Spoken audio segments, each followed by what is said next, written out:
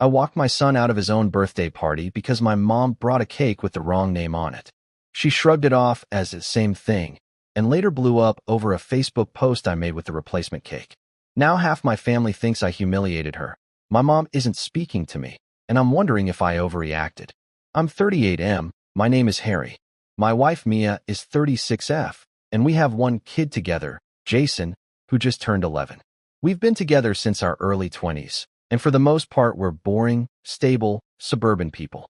My mom is 61F, widowed, and lives about 20 minutes away. I'm also the oldest of three. My sister has a son named Jordan, which is relevant here. The name thing started literally before Jason was born. When Mia was pregnant, we told everyone early that if it was a boy, his name would be Jason. We were sure. We liked it, it felt right, and that was that. My mom hated it. She kept doing this half-jokey, half-serious thing where she'd go, "But what about Jordan? Jordan is such a strong name. I always wanted a grandson named Jordan." I'd laugh it off at first. "You can name your own kid Jordan. You were supposed to be my Jordan," she'd say. "You just look like a Jordan." I don't even know what that means. We'd correct her every time. "His name is going to be Jason, Mom. J-S-O-N." She'd smile and go, "We'll see when he gets here." When he was born, we sent out the mass text, "Welcome, Jason." Mia's family replied all excited, and my mom's reply was, "Can I still call him Jordy as a nickname?" Smiling face with hard eyes. We ignored it. Pick your battles, right? Here's how it started to really great. She just didn't stop. She would introduce him as Jordan to people, and we'd correct her in front of them. "This is my grandson, Jordan," she'd say. "Mom, his name is Jason." She'd roll her eyes. Same thing. J-name, close enough. It wasn't close enough. Even when he was little, he'd frown and whisper to me, "Why does Grandma call me the wrong name?" The first time it turned into a proper argument was when Jason was about 5. Christmas at my mom's, she had stockings for all the grandkids. My sister's kid, actual Jordan, had a stocking. Jason had one that said, "Jordan." My sister and I just stared at each other. I pulled my mom aside in the kitchen. "Mom, what is it?" "His name is Jason. He can read now. He's not stupid." She shrugged, annoyed. "I bought these online and forgot, Harry. It's not a federal crime. They were on sale. Then send it back or get a blank one. It's one night." He doesn't care. Except he did care. He sat on the couch, staring at the stockings, not touching his. That night at home he asked, "If she likes Jordan better, why didn't you just name me that?" I didn't have a good answer. Anyway, we tried talking to her calmly about it a bunch of times after that. In person, on the phone, text. "Mom, I'm not joking. You need to use his actual name. It hurts his feelings. You're raising him to be too sensitive. It's confusing, especially when cousin Jordan is around. They're both J names, I get mixed up. I'm old." It was always an excuse. Always somehow our fault for making a big deal out of nothing. The second big thing happened last year at school. She volunteered to pick Jason up for me because I was stuck at work. When she signed in at the office, she wrote "Grandma of Jordan" on the sign-out sheet. The secretary apparently went with that, and Jason's teacher started calling him Jordan the rest of the week because they assumed they'd been saying it wrong. He came home furious and humiliated. Kids had started teasing. "Hey, you've been lying about your name, Jordan." He's not a dramatic kid. He was actually shaking. I messaged the teacher, explained what happened, apologized for the confusion, and they fixed it. But Jason refused to let my mom pick him up from school again. We sat her down and said, straight up, "If you can't get his name right and stop creating this confusion, you don't get to do pickups or one-on-one stuff. He deserves to feel like a real person around you, not like some placeholder for the name you wanted." She cried. "So you're banning me from my grandson because I get tongue-tied? I never thought my own son would treat me like this." Typical guilt trip. We held the boundary, but we also softened a bit on other things because she's alone, she helps with occasional babysitting at our house, etc. I won't lie, we started picking our battles again. Fast forward to the birthday. Jason just turned 11 last weekend. He's really into skating and video games, so we booked a party at a little skate park/arcade combo. We paid a deposit on the party package, pizza, decorations, the usual. The cake was supposed to be my mom's contribution.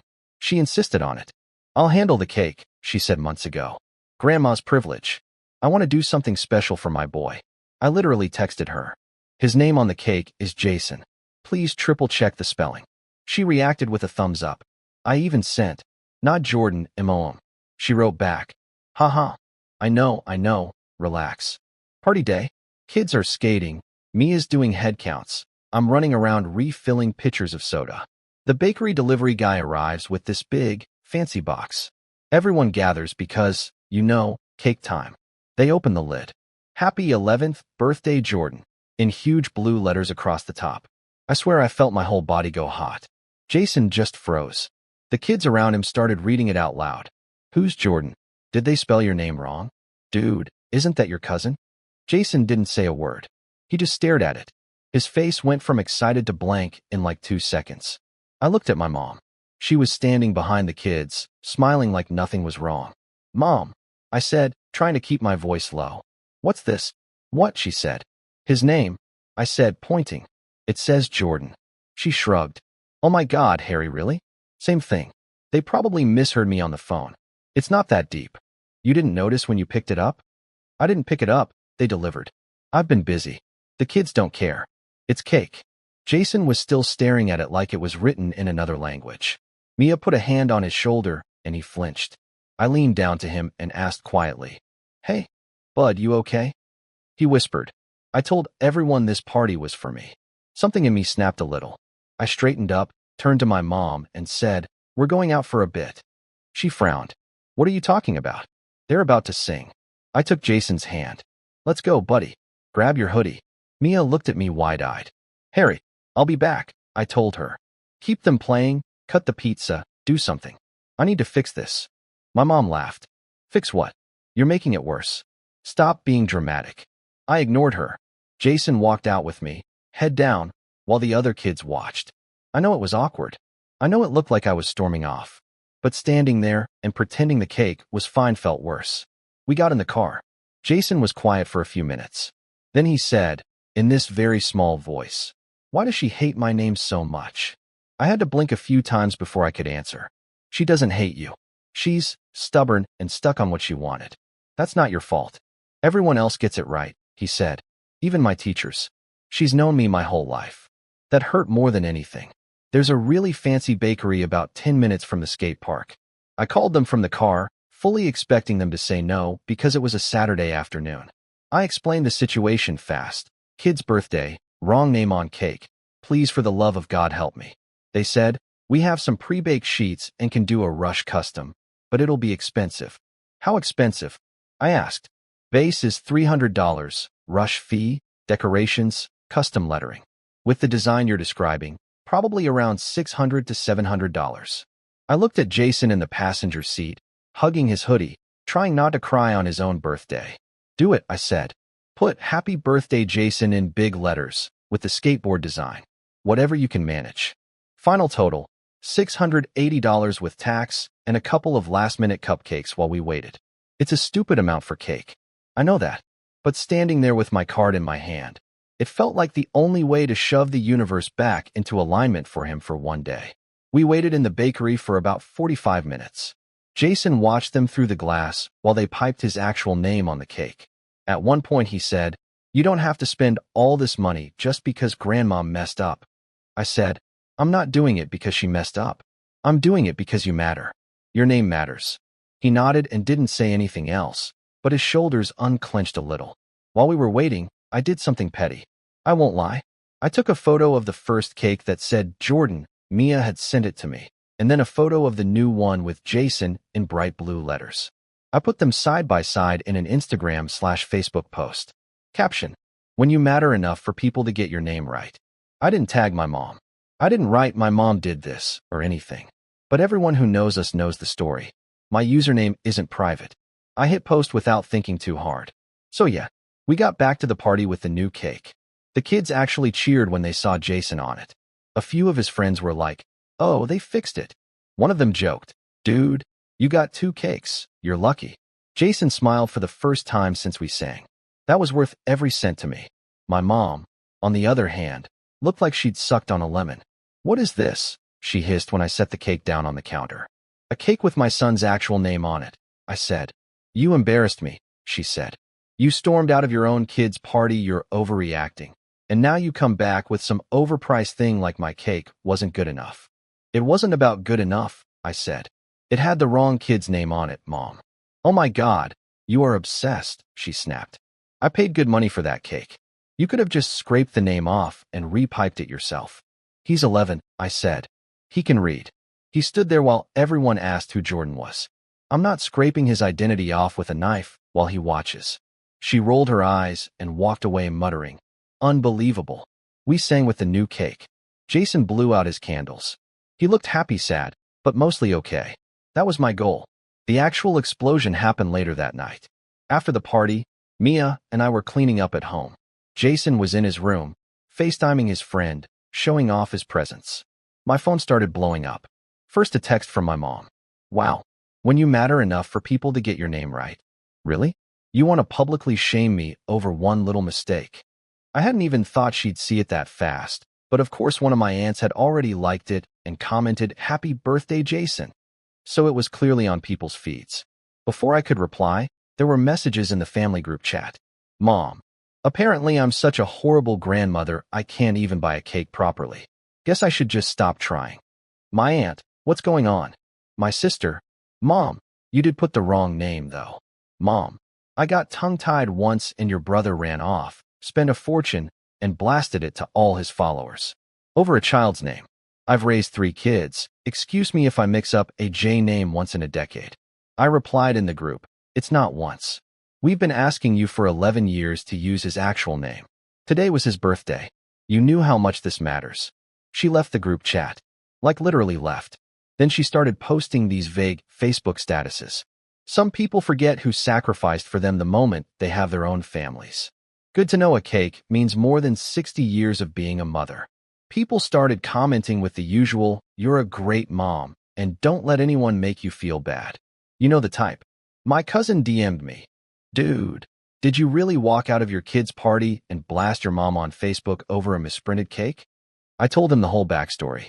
He said he didn't realize it was like that, but also said, you know how she is. Was it worth making it a public thing? And honestly, that's the part that's sticking with me. Because on one hand, I do feel like I finally stood up for Jason in a concrete way.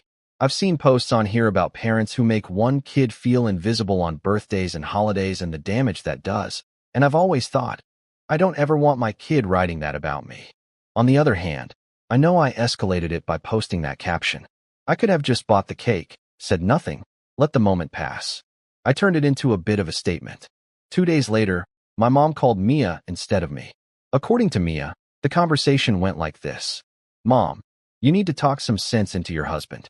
He owes me an apology, and he needs to delete that post and pay me back for the original cake. I spent £120 on that. I'm a pensioner, you know. Mia, you wrote the wrong name on it. Mom, the bakery did, and you're all ungrateful. He made me look like an idiot in front of the whole family.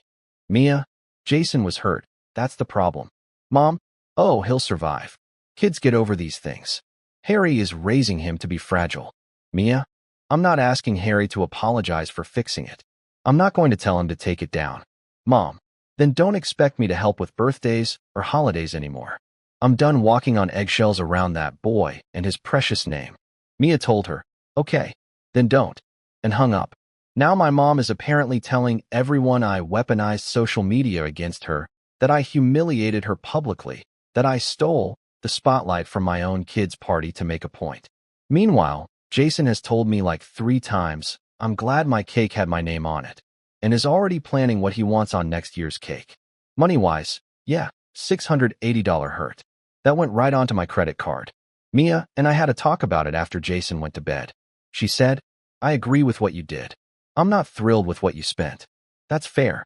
We looked at the budget and decided that's our going out money for the next month gone. No takeout, no extras. I'll probably pick up an extra shift. It's not going to bankrupt us, but it's not nothing. Emotionally, though, I keep replaying it. Did I turn my son's birthday into a spectacle? Did I make things worse for him long-term with my mom? Will he think of this birthday as the one where Dad and Grandma fought about my name, instead of the cool skate park party? He hasn't said anything negative about it. He just keeps talking about the skate ramps and how his friend ate 4 slices of pizza. Kids are resilient like that. But he did also say, very suddenly yesterday, I don't want Grandma to come next year if she's just going to call me the wrong name again. And I said, "You don't have to be around anyone who can't respect you, even if they're family." So that's where we're at. Mom is not speaking to me. She's speaking about me a lot. My sister is on my side, but trying to stay neutral to keep the peace. Some relatives think I overreacted. Some think my mom is being weird as hell about the name. Mia is firmly in the "I'm with you, but maybe no more $680 cake sprints" camp. I know I'm not perfect here. I know the caption was pointed. I know leaving the party looked dramatic. But watching my kid stare at a cake with the wrong name on it after years of being minimized by the one person who's supposed to dote on him, I just couldn't let it go one more time. Anyway, that's the story. Comments. Comment 1. You didn't humiliate your mom. She humiliated herself by doubling down on being right about a kid's name for 11 years. The post was petty, sure, but the actual harm here was an adult refusing to call a child by his name and then getting mad when the kid's parent fixed it. If she cared more about not being embarrassed online than about not embarrassing her grandson at his own party, that's on her. Comment 2. Genuine question. Did you ever flat out say to her, "If you call him Jordan again, you won't be invited to stuff"? It sounds like there were talks and boundaries around pickups, but I'm curious if you explicitly tied her name nonsense to attendance at birthdays/holidays before this. Also, what did Jason say about the social media post itself, if he saw it? Comment 3. Practical advice. Stop having big conversations in the family group chat, and stop letting her help with key parts of events. From now on, you and Mia book and pay for the cake and everything else, and if she wants to contribute, she brings snacks or nothing. Keep communication with her in writing, but direct, texts, email, and focus on Jason.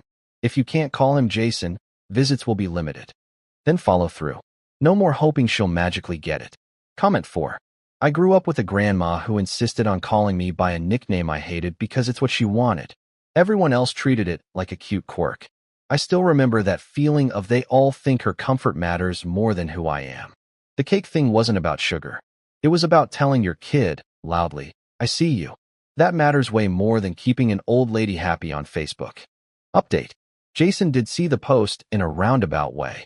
My niece showed him the side-by-side pictures on her phone and said, "Your dad really loves you, huh?" He grinned and said, "Yeah, he got my name right." And that was it. No weirdness, no embarrassment. He hasn't mentioned it since. My mom hasn't called me directly, but she sent Mia another text saying she's willing to forgive us if we apologize for overreacting. Mia replied, "We're not apologizing for protecting our kid." Mom hasn't answered. My sister told me my mom is now claiming she never called him Jordan on purpose and that we invented a narrative to make her look bad. Sis also confirmed my mom actually told the bakery Jordan over the phone because that's the name that came to mind. So yeah, not a random typo. Financially, I picked up a weekend shift and we've cut back on extras this month to cover the cake. It sucks, but it's done. If anything, it's a reminder to plan better so I'm not stuck paying rush fees when other adults drop the ball. Right now, Jason has said he doesn't want to go to grandma's house for a while. I told him that's okay. I'm not forcing that relationship. If or when my mom decides she can say his actual name and treat him like a person, not a projection, we'll revisit. I don't know if my relationship with my mom will bounce back from this or just settle into low contact. I'm not chasing her. I'm not begging. I'm also not taking the post down.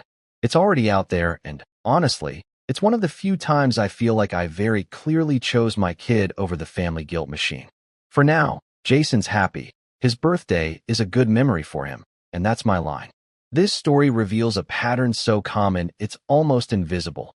The slow, socially acceptable erosion of a child's identity by someone who claims to love them. The grandmother didn't forget Jason's name. She rejected it. For 11 years, she waged a quiet campaign to rewrite her grandson's identity to match her preferences. Every Jordan was a small act of colonization, a refusal to accept that this child existed on his own terms, not hers. When confronted, she deployed the classic playbook: minimize, same thing, gaslight, "You're too sensitive," and victimize herself, "You're treating me like a criminal." The cake was never about cake. It was the culmination of a decade of boundary violations finally made visible. Jason's classmates reading Jordan aloud was public proof that his grandmother cared more about her fantasy grandson than the real child in front of her. The father's instinct to leave the party was correct. Staying would have taught Jason that performance matters more than dignity. The $680 replacement cake was the price of choosing your child over family comfort. Sometimes the most loving thing a parent can do is make the invisible visible, to say, loudly and expensively, your identity is not negotiable. Not even for grandma's feelings. The father wasn't buying cake.